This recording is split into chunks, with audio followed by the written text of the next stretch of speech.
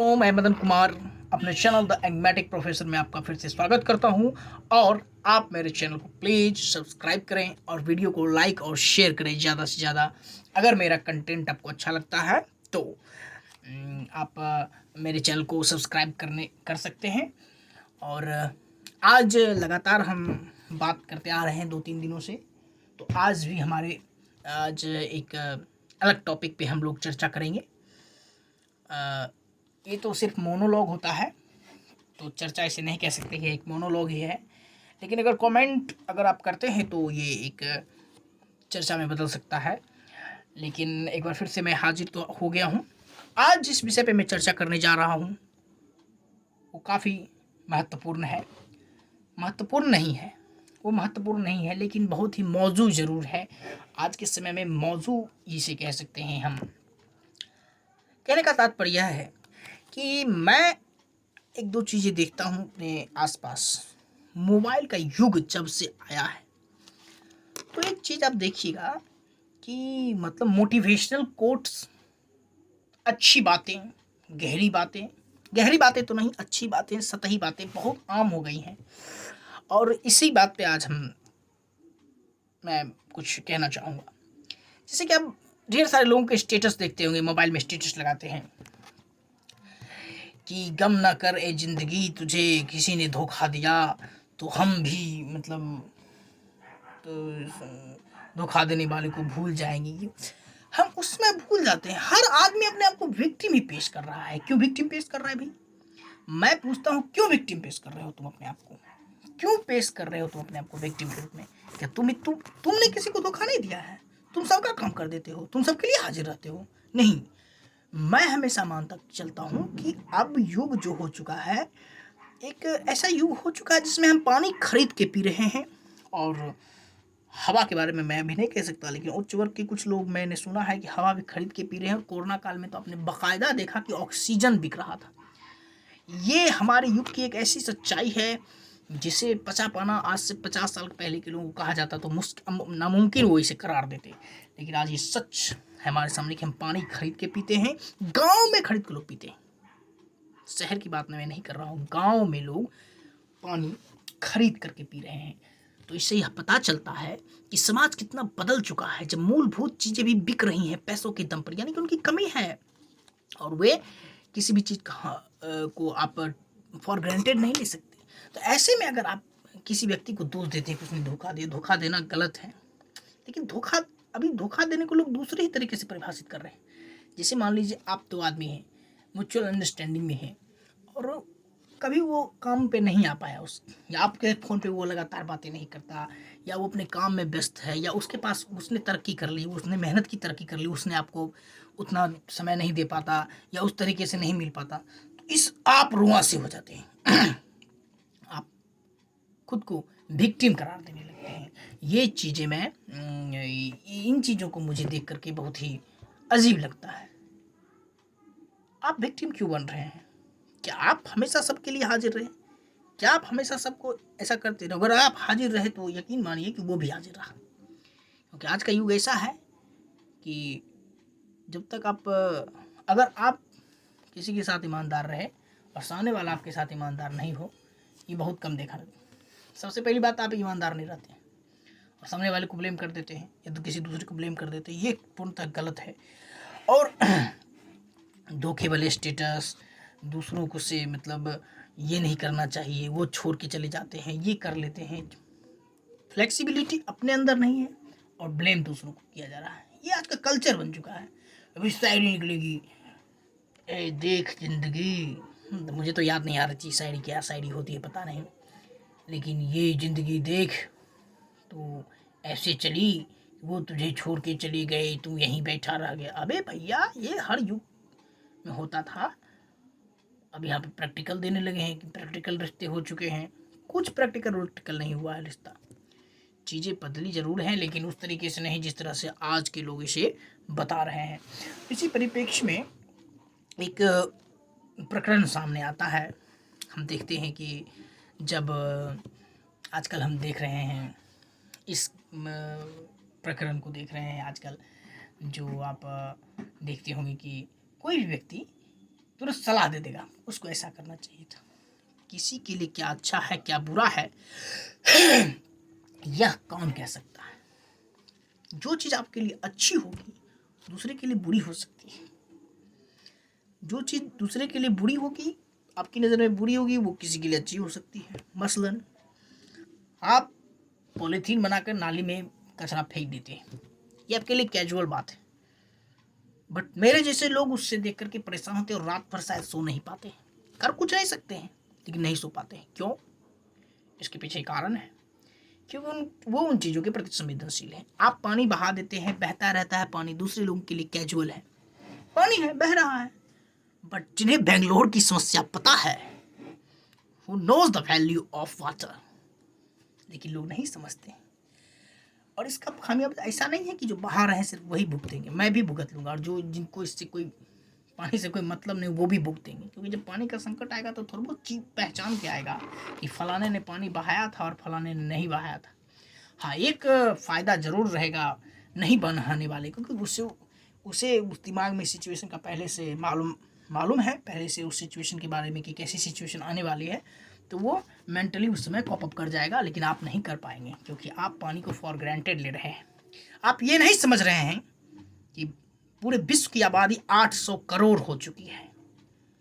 और विश्व की मैं बात नहीं करता हूँ, खास करके आप जिस खित्ते में रहते हैं, आप जिस इलाके में रह रहे हैं, वो इलाका इतना घना पॉपुलेटेड है कि 30-40 सालों बाद आदमी को रहने के लिए संघर्ष शायद करना पड़े, रोड पे चलने के लिए टैक्स देना पड़े। मेरे को लगता है अभी टैक्स तो देते हैं लोग, लेकिन आपको समाज उमाज में चलने के लिए भी हमको लगता है टैक्स देना पड़ सकता है, क्योंकि संसाधन कम जाएंगे, आदमी बढ़ जाएंगे।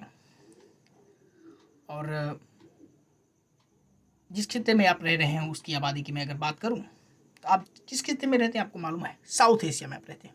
मैं इंडिया की बात नहीं कर रहा हूँ, मैं पूरे साउथ एशिया की बात कर रहा हूँ। साउथ एशिया में जो देश आते हैं उनकी थोड़ी सी एक बार नज़रें आप डालें। इंडिया, पाकिस्तान, बांग्लादेश, उसके बाद आपका ये नेपाल, भूटान, श्रीलंका। चाइना की बात मैं नहीं करूँगा, चाइना एक अलग खित्ता है।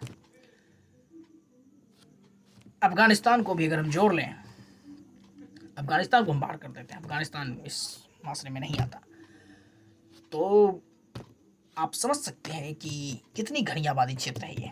बांग्लादेश, भारत की आबादी 1,40,40,000,000, पाकिस्तान की आबादी 25 करोड़, बांग्लादेश की आबादी 17 करोड़। आप समझते हो बांग्लादेश की आबादी है, बांग्लादेश की आबादी नहीं है जी, वो भौगोलिक आपने बांट लिए हैं, दो भाई में बंटवारा हो गया थी, तो वो हो गया है कि जमीन भी बंटवारा हो गया, दूर चला गया है। नहीं, जमीन नहीं गया है, बंगाल के बगले में है, पश्चिम बंगाल के जस्ट बगल में है बांग्लादेश। पहले भारतीय हिस्सा था, पाकिस्तान भी पहले भारतीय हिस्सा था। तो 140, 25, 65 और इधर 19 करोड़ मान के चलते हैं, 65, 19, 184।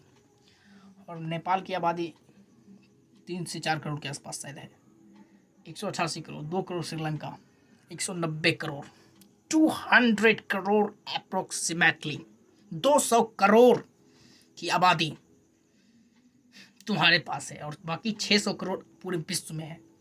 और ये पूरा क्षेत्रफल कितना घेरता है, पढ़े लिखे लोगों को मालूम होगा, 2.5%।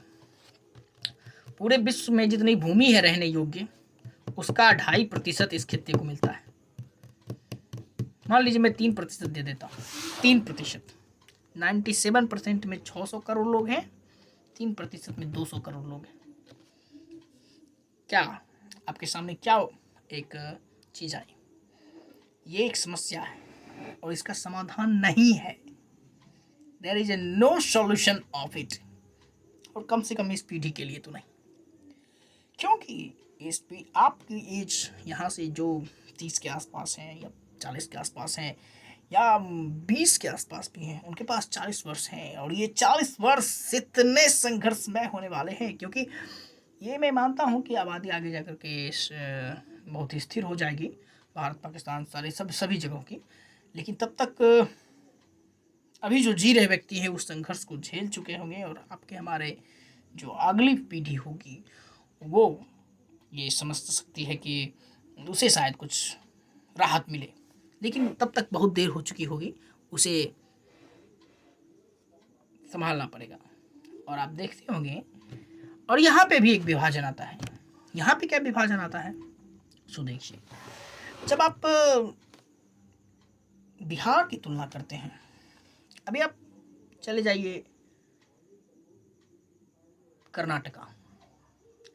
मैं गया एग्ज़ाम्स के सिलसिले में, मुझे लगभग पूरे भारत का भ्रमण करने का मौका मिला, और इससे मैं ये पता लगा पाया कि साउथ के जो नीचे के राज्य हैं वहाँ भी गरीबी है, अभाव है, वहाँ भी आबादी है, लेकिन वहाँ की आबादी और अभाव को कंट्रोल करने की कोशिशें हो रही हैं। अभी जो आप केंद्र राज्य सरकारों में जो बंटवारे पे जो साउथ के राज्यों दक्षिण के राज्यों का जो नाराज़गी देखते हैं बराबर बनी रहती है, वो इसलिए क्योंकि उनको आबादी कम करने के लिए दंडित किया जा रहा है कि आबादी कम है तो भैया आपको टैक्स कम मिलेगा, मतलब अनुदान कम मिलेगा, टैक्स नहीं।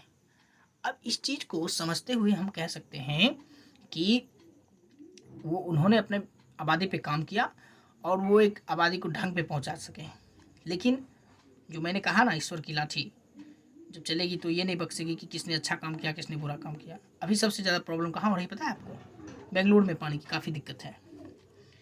पेपर्स में आ रहे हैं, खबरों में आ रहे हैं, वहाँ पे पानी बहुत किल्लत, खास करके शहरी इलाकों में। तो इससे ये पता चल रहा है कि सज़ा जब मिलती है तो सबको मिलती है। तो साउथ के राज्यों ने अच्छा काम किया है। 6 करोड़ आबादी आपको तमिलनाडु कर्नाटका की है, 2-3 करोड़ के आसपास केरला की है, आंध्रा भी 4-5 करोड़ के आसपास है, उसके बाद तेलंगाना 2 करोड़ के आसपास है, उसके बाद आपको तमिलनाडु थोड़ा सा ज़्यादा है, हैवी पॉपुलेटेड है, लेकिन फिर भी वो भी ठीक है। और यहाँ तक एक रिपोर्ट आई थी आज से कुछ दिनों पहले, मैं रिपोर्ट का नाम नहीं याद मुझे आ रहा है। उस रिपोर्ट में ये कहा गया था कि भैया जो भारत के लोग रहते हैं बिहार जैसे इलाकों में, और उनका जीवन स्तर, और जो तमिलनाडु और बेंगलुरु कर्नाटक जैसे साउथ के राज्यों में जो उन्नत राज्य हैं भारत के, वो उस इलाके में अगर रहते हैं तो वहाँ पे उनको एक उनके जीवन स्तर में इतना फ़र्क है कि जैसा कि सब सहारा क्षेत्रों में, सब सहारा क्षेत्र उनको कहा जाता है जो सहारा जो मरुस्थल है, वहाँ पे जो खास कुछ देश हैं, वहाँ पे इथोपिया, चाड ऐसे करके कुछ, इथोपिया नहीं आता है उसमें, ये अल्जीरिया, मोरिटानिया, मोरक्को, ये सब जो देश हैं, ये सब देश में जो जीवन का स्तर है और जो यूरोप के जीवन स्तर है उससे थोड़ा ही आगे यूरोप पड़ता है। अगर आप नक्शा देखे होंगे वर्ल्ड मैप का तो दिख सकता है कि ये यूरोप का जो उससे थोड़ा ही ऊपर यूरोप है। तो यूरोप का जीवन स्तर और सब सहारा क्षेत्रों का जो जीवन स्तर है उसमें कितना ज़मीन आसमान का फ़र्क है। यहाँ के लोग और वहाँ के लोग, आप जानते हैं कि यूरोप के लोग कितने समृद्ध हैं, कितना अच्छा जीवन जीते हैं, और कितना मतलब सब सहारा के लोग कितना मतलब अभाव भरी ज़िंदगी जीते हैं। तो इससे यही पता चल रहा है कि आप कुछ भी कर लें तो आपको चीज़ें देखनी पड़ती हैं और समझनी पड़ती हैं। और जिस तरह का ये समय चल रहा है, ये बहुत ही अजीबोगरीब समय चल रहा है। मेरे जैसे लोगों को तो कुछ समझ भी नहीं आ रहा है, क्योंकि मैं तो अल्पज्ञ हूँ। मुझे ये सब देख के सिर्फ समस्या दिखाई देती है, समाधान मुझे कुछ नहीं दिखाई देता है। और अधिकतर लोगों का यही हाल है, समाधान उनके पास है नहीं। जो समाधान करने योग्य हैं वो समाधान की सोच नहीं रहे हैं। कभी किसी नेता के मुंह से सुना है डायरेक्टली ओपनली, किसी बड़े मंच से, किसी बड़े नेता के मुंह से, आबादी पे कंट्रोल करो? इसके लिए किसी धर्म, किसी जाति की बात नहीं की जा रही है कि भैया दुनिया में जितनी भी प्रॉब्लम्स हैं वो सारी प्रॉब्लम की जड़ मनुष्य की बढ़ती आबादी ही है। पानी की कमी, जलवायु परिवर्तन, उसके बाद जो है सो आपको जगह की कमी, खुले मैदानों की कमी, आपके बच्चे खेल नहीं पाते हैं ढंग से, मोबाइल में क्यों घुसे रहते हैं? घर के बगल में मैदान ही नहीं है तो मोबाइल में बच्चे नहीं घुसेंगे, शाम को जरूर बच्चे खेलते हैं। लेकिन कितने लोगों के घर के पास में मैदान है? शहरी क्षेत्रों में पार्क है, पार्क शहरी क्षेत्रों में, हम तो कहते हैं गाँव से भी ठीक ठाक हो चुका है शहरी क्षेत्र। मंझौल जैसे गाँव में आप देखें तो एक फील्ड है। मंझौल एक अच्छा खासा गाँव है, कहा जाता है कि राजधानी गाँव है। यहाँ पे बहुत अच्छे अमीर लोग रहते हैं, बहुत पढ़े लिखे लोग रहते हैं, बहुत समझदार लोग रहते हैं। लेकिन फिर भी मंझौल जैसे गांव में भी आप देखें तो खेलने का सिर्फ एक बड़ा मैदान है और ज़्यादा खेलने की कोई सुविधा तो है ही नहीं, मतलब इंफ्रास्ट्रक्चर जो कहते हैं वो उसका तो कोई नाम ही नहीं। यहाँ के जो भी फील्ड है वो यहीं के लोगों ने पहले बनवाया था, वही फील्ड है और सरकार द्वारा तो कोई व्यवस्था की ही नहीं गई है। और दूसरी बात ये है कि कुछ यहाँ पे स्थानीय मसले भी हैं, उनकी बात चर्चा बाद में की जाएगी। लेकिन अगर हम मौजूद देखें तो हम अपने आसपास की चीज़ों को देख करके पता लगा सकते हैं कि कितनी स्थिति मतलब अजीबोगरीब है। और लोग ब्लेम देते हैं, लोग ब्लेम देने से पहले सोचते नहीं कि इसके लिए, इस परिस्थिति के लिए जिम्मेदारी मतलब ये कारण आया कहाँ से, ये चीज़ें मतलब उठी कहाँ से, ये चीज़ें नहीं समझते हैं, सिर्फ समस्या बोल देते हैं। मैंने आपको कोशिश की है आज की जो समस्याएं हैं, जो बातें हैं, बोलते बोलते मैं कुछ और भी लाइन पकड़ सकता हूँ, क्योंकि मैं कोई प्रोफेशनल वक्ता नहीं हूँ या नहीं बात करने वाला हूँ। मैं तो सिर्फ अपने विचार आपके सामने रखता हूँ। अगर धीरे धीरे अगर मेरा चैनल ग्रो करता है तो मैं कोशिश करूँगा कि इस पर ज़्यादा समय दूँ। ऐसे भी फ़िलहाल इसमें मैं आपके लिए इतना ही कर रहा हूँ, लेकिन आपसे उम्मीद रहेगी कि मेरे चैनल को सब्सक्राइब करें, वीडियो को पूरा देखें, अंत तक देखें, और मेरी बातों को अगर जो भी आपको लगे कमेंट कर सकते हैं। तो आज के लिए इतना ही। नमस्कार, धन्यवाद।